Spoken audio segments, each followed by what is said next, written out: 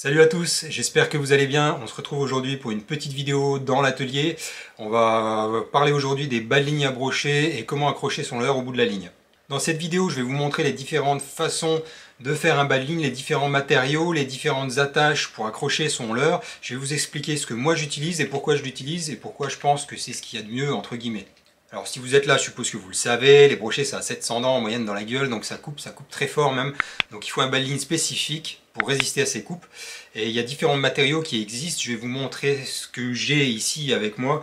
Donc vous avez déjà le truc de base, voilà, le câble gainé, voilà.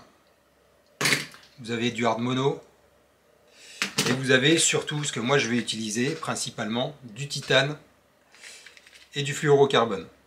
Le bas de ligne acier, déjà, on oublie, c'est ce qu'on retrouve souvent sur les bas de ligne pour les vifs, le truc de base. C'est extrêmement rigide, c'est pas discret du tout, il faut le sliver, ça se noue pas. Et dès qu'on fait un, deux poissons, il est complètement vrillé, il garde la mémoire. Vous voyez, si je le plie ici, voilà, je sais pas si la mise au point se fait bien, mais il est plié, il est coudé, ça ressemble plus à rien au bout d'un poisson. Donc voilà, ça, on oublie. Ensuite, vous avez une deuxième solution, c'est le hard mono. Donc ça ressemble au fluorocarbone, c'est pas du fluorocarbone. Alors je l'ai essayé, je ne l'utilise plus parce qu'au final ça n'a pas du tout la même dureté que le fluorocarbone. Alors c'est un peu plus souple, ça se travaille un peu mieux, mais ça résiste beaucoup moins bien aux dents des brochets. Là même sur un diamètre ici, je suis, alors attendez, je vais vous dire ça, 80 centièmes. J'ai pas pris de coupe, mais au bout d'un, deux poissons, il est vraiment très abîmé. Et c'est pas un produit qui m'inspire spécialement confiance. En plus, on le verra plus tard, mais si vous faites le nœud agrafe pour accrocher vos leurres en cramant une petite boule de fluorocarbone, comme on le fait avec du fluorocarbone, ça marche pas avec le hard mono, les petites boules s'arrachent, donc je l'ai appris à mes dépens.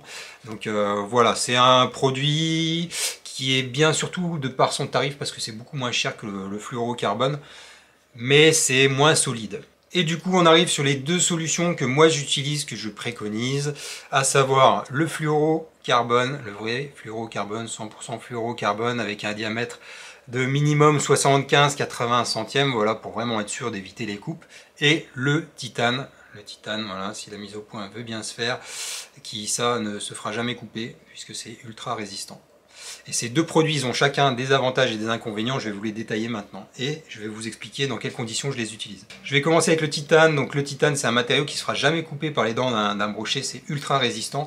Donc ça existe en plein de diamètres différents, ça existe en multi-brin, en monobrin. Moi j'utilise le monobrin, je vous montrerai après comment je réalise les bas de ligne, les nœuds en monobrin, puisque ça ne se sleeve pas ou très mal. Et c'est très fragile quand on le sleeve, alors que quand on le noue, ça reste très résistant. Donc ici par exemple j'ai un diamètre moyen, c'est du 30 centièmes, ici j'ai du 40 centièmes, et puis là j'ai encore du 20 centièmes. Vous voyez, c'est assez rigide.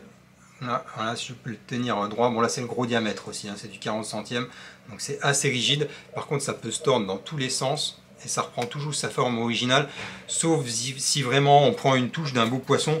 Là ça peut arriver que le bas de ligne se coude. Si vraiment il est plié fort, par exemple ici j'en ai un qui est coudé, ça peut encore prendre du poisson, là c'est pas trop coudé, mais c'est le genre de bas de ligne que je préfère mettre de côté pour remettre un bas de ligne neuf. Le titane, je l'utilise avec un bas de ligne de discrétion au-dessus, donc j'ai ma tresse tout en haut de ma canne, j'ai un bout de fluorocarbone de 2 mètres en 35 centièmes, et ensuite j'ai mon bas de ligne en titane. Ce qui fait qu'on a quand même pas mal de nœuds, et c'est au niveau des nœuds qu'on a des points de faiblesse, donc c'est des bas de ligne que je vais utiliser vraiment dans des conditions spécifiques. Premier cas d'utilisation du fluorocarbone, ça va être sur des tout petits diamètres en 20 centièmes, ici on le voit à peine, hein, voilà, c'est un cheveu. Quand je vais pêcher la perche et que je sais qu'il y a des petits brochets, je vais mettre un bas de ligne de discrétion en fluorocarbone en 25 centièmes, 28 centièmes, ça dépend, et puis un bas de ligne assez fin en titane qui ne va pas faire fuir les perches, mais par contre qui va m'éviter de perdre mes petits leurres sur des petits brochets. Deuxième cas de figure où je vais l'utiliser quand je pêche en pélagique. Alors j'ai pas trop l'occasion de pêcher en pélagique puisqu'il n'y a pas trop de spots par chez moi qui s'y prêtent. Mais là en gros je vais passer sur un titane un peu plus épais. Là je suis sur un 30 centièmes, ça suffit largement pour résister aux dents des brochets. Et j'ai un bas de ligne de discrétion en 35 centièmes au-dessus en fluorocarbone.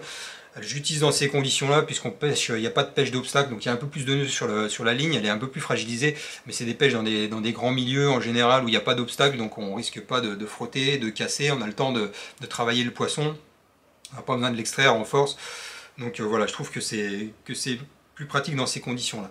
Je vous montre comment réaliser un bas de ligne en titane, comment moi je le fais en tout cas. Donc il vous faut un bout de titane ici en monofilament, ce que moi j'utilise, une agrafe, un rolling, deux pinces, une pince coupante et une gaine thermo. Ça c'est pour faire un travail propre, c'est pas obligatoire, mais moi j'en utilise. Donc j'essaye de vous montrer comment je le réalise, mais c'est pas si évident avec la mise au point de l'appareil. Donc pour faire votre nœud, je fais un nœud en 8. Donc je passe, c'est un nœud que j'utilise souvent. Donc je passe dans mon rolling. Tac. Je fais une boucle. Je tourne autour. Et avec mon extrémité, je reviens dans la boucle. Donc là, c'est un peu délicat à faire à la caméra. Et après, avec votre pince, vous attrapez l'extrémité que vous avez repassé dans la boucle. Et vous tirez. Vous voyez? Donc c'est là que c'est pas délicat, mais qu'il faut faire attention. Il faut serrer fortement. Voilà, ne pas avoir peur, ça risque pas de casser. Et ça peut faire un peu peur, puisqu'on se retrouve avec un nœud en 8. Alors je sais pas si on le voit bien, qui n'a pas l'air serré du tout, comme le titane est assez rigide. Mais je peux vous assurer que ça tient extrêmement bien. Alors, comme le nœud n'a pas l'air ultra serré, on va couper l'excédent, mais on va pas le couper à ras. On va laisser dépasser 4-5 mm. Voilà, la mise au point ne se fait pas extrêmement bien, c'est un peu trop en mode macro, mais en gros ce qu'on obtient. Ensuite ce que je fais, c'est que je viens mettre, j'enfile sur mon autre extrémité du titane un premier bout de gaine thermo, hop, et je mets tout de suite mon deuxième bout de gaine thermo pour le côté où il y aura l'agrafe. Voilà. Et ensuite j'utilise une agrafe que je vais venir fixer de l'autre côté avec le même nœud en 8. Voilà, là j'ai mis mon agrafe rapide de l'autre côté avec le même nœud en 8. Donc je laisse bien dépasser, là on le voit, hein, 4-5 mm. Et puis ensuite je viens recouvrir avec ma gaine thermo, que je vais venir chauffer. Alors bon, je le fais pas au briquet normalement, là je le fais pour la caméra. Normalement je le mets dans de l'eau bouillante, ça va tout seul. Et vous risquez pas de cramer votre gaine thermo.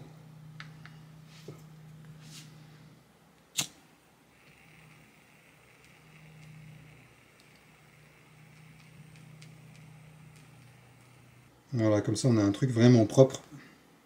Et puis je fais pareil de l'autre côté, donc là je viens sur mon rolling enfiler ma gaine thermo, elle fait pile le même diamètre. Donc je recouvre mon rolling, puis même procédé.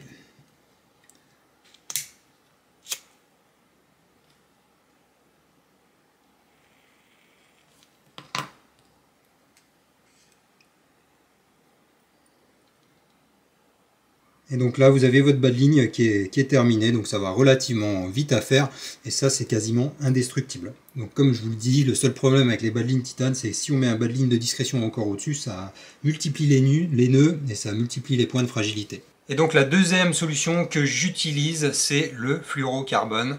Donc voilà, avec un fluorocarbone en 75-80 centièmes minimum, pour vraiment être sûr d'éviter un maximum de coupe, même si le seul matériau au final qui n'est pas découpable par les dents des brochets, ça reste le titane. On n'est jamais à l'abri, même si on prend du 1 mm de diamètre, qu'on est à l'heure mal placé et que ça finisse par couper sur un combat qui s'allonge ou un coup de dent mal placé. Donc voilà, 75-80 centièmes minimum d'épaisseur. Je vous montre ce que j'utilise moi. Donc j'ai mon corps de ligne ici en tresse, directement raccroché à mon bas de ligne en fluorocarbone, qui fait à peu près une cinquantaine de centimètres. Donc là, pas de bas de ligne de discrétion. Alors je vous montre comment je réalise moi mon bas de ligne en fluorocarbone. Il n'y a rien de vraiment sorcier, ça a déjà été vu dans plein de vidéos. Donc je prends mon fluorocarbone, ici c'est un 75,1 centième. J'en prends à peu près 50 cm, pas plus parce que j'aime pas rentrer le nœud de raccord 13 fluorocarbone dans les anneaux. Donc ça me permet de lancer sans avoir à passer le nœud de raccord dans les anneaux. Pour accorder mon fluorocarbone à la tresse, j'utilise un nœud qui nécessite une petite boule sur le fluorocarbone. Donc ce qu'on va faire, c'est qu'on va venir légèrement faire chauffer le fluorocarbone, donc pas directement à même la flamme, mais on laisse à 5 mm de distance, qui va former une petite boule quand le fluorocarbone va fondre. Voilà, on peut venir l'écraser légèrement. On se retrouve avec un petit champignon au bout du fluorocarbone. Voilà, je ne sais pas si on le voit bien, un léger renflement au bout. Pour le nœud de raccord, je viens avec mon corps de ligne en tresse, le long du fluorocarbone, du côté où j'ai fait mon petit champignon, je fais une boucle. Voilà. Tac. Et je viens emprisonner avec le fil qui dépasse le fluorocarbone dans ma boucle. Et je repasse comme ça 5 ou 6 fois dedans. C'est pas facile à faire. Hop, à la caméra. On se retrouve avec ça et on vient serrer notre boucle. Tac, d'abord sur le corps de ligne. On humidifie. On serre bien fort. On peut même se servir d'une pince hein, si on veut pour avoir plus de prise. Tac.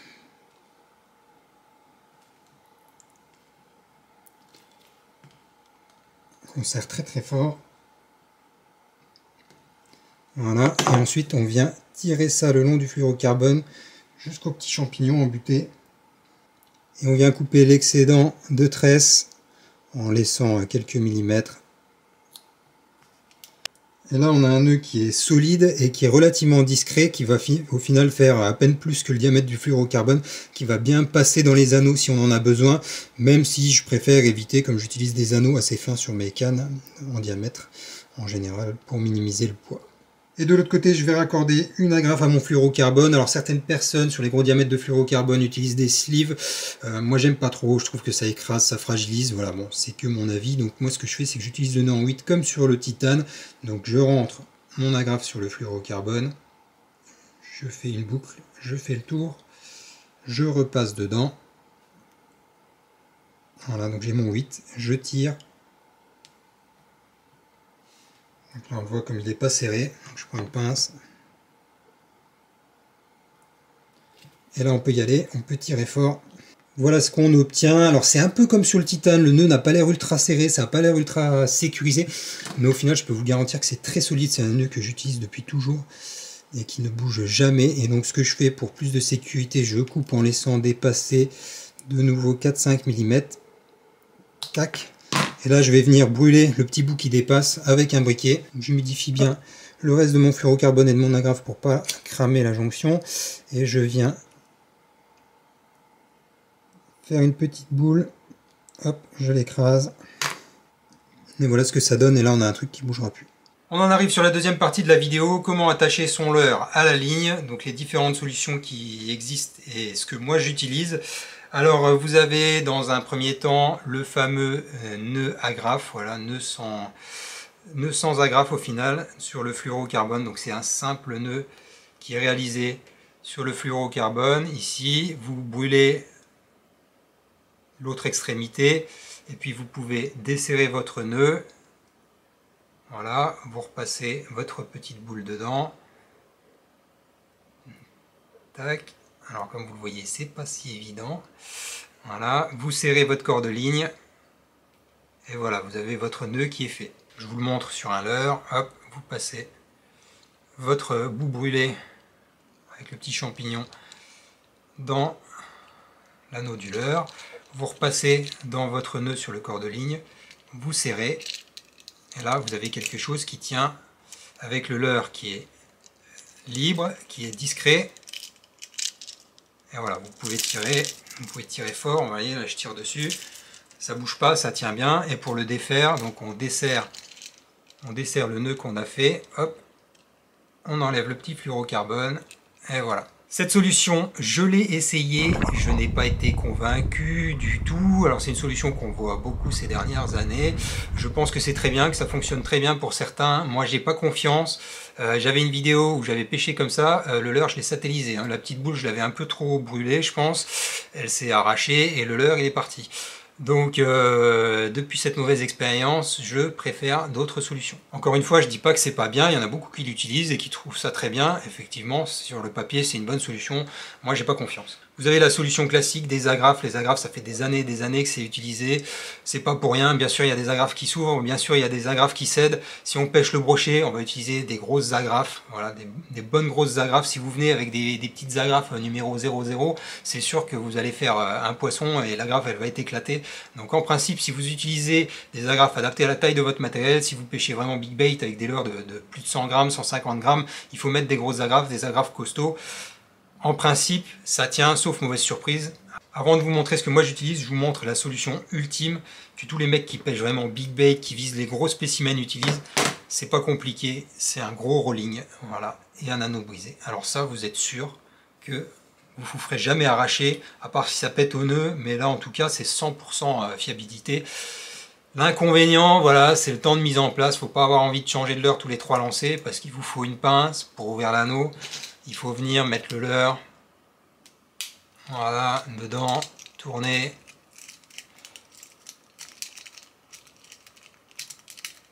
Voilà. Mais là, vous êtes sûr que vous avez une jonction qui est 100% sûre et ça bougera jamais. Et enfin, ce que moi j'utilise qui marche le mieux pour moi, et je l'utilise depuis 2-3 ans, j'ai jamais eu aucun souci avec. Voilà, c'est ce genre d'agrafe, des agrafes rapides. Donc d'un côté, vous avez une boucle fermée, voilà, hein, c'est inouvrable, et de l'autre côté, vous avez un demi-tour simplement. Le fil de fer fait un demi-tour autour de l'axe principal. Ça n'a l'air de rien, mais ça ne s'ouvrira jamais. J'ai fait cette année 5 brochets de plus de 110 et je les ai tous fait avec ce genre d'agrafe, ça n'a pas bronché une seconde. L'avantage de ce genre d'agrafe, c'est que ça va super vite pour changer son leurre. Même si vous avez les mains gelées en hiver, vous prenez votre agrafe, vous prenez votre leurre, vous le passez dans le fil, vous faites un demi-tour avec, et voilà, c'est accroché, vous voyez. Et là, ça sort pas, vous pouvez faire ce que vous voulez, ça ne sortira jamais. Ces agrafes, vous les trouvez en différentes tailles, donc elles sont relativement discrètes sur les petites tailles. Elles s'accrochent facilement, elles ont quasiment que des avantages pour moi. Elles ont un inconvénient, c'est voilà, quand on va pêcher par exemple avec des chatterbait où vous avez déjà une agrafe dessus. Alors agrafe sur agrafe on déconseille, mais en gros c'est juste ce genre d'agrafe, dès que vous allez l'accrocher sur quelque chose de très fin comme une agrafe d'un chatterbait, ça peut sortir. Bon, ce que je fais moi, c'est que voilà, mes attaches de chatterbait, simplement je les change, je fais moi des attaches avec de la corde à piano en 1 centième. Voilà, comme ça j'accroche directement mon agrafe dessus. Hop, voilà, un demi-tour, c'est accroché, ça bouge plus. Donc vous voyez par rapport à une agrafe classique, hein, c'est pas plus gros, c'est pas plus long, c'est même un peu plus fin, un peu plus discret. Et vous avez même ce genre d'agrafe en toute petite taille, voilà, dont je me sers pour pêcher en vertical, que je trouve aussi ultra pratique pour changer de leurre en hiver. C'est une pêche d'hiver, quand on a les doigts gelés, ça va tout seul, ça s'ouvre pas, même si on fait un beau poisson en vertical, aucun souci. Voilà, c'est tout pour cette vidéo. N'oubliez pas de vous abonner, de bien activer la petite cloche pour recevoir les notifications. Encore une fois, moi je prétends pas détenir les vérités, hein. Donc voilà, je vous ai montré ce que moi j'utilise pour moi, je vous ai expliqué pourquoi ça fonctionne bien pour moi et comment je l'utilise, comment les réaliser. Donc j'espère que vous aurez appris quelque chose ici, et puis je vous dis à la prochaine. Allez, salut!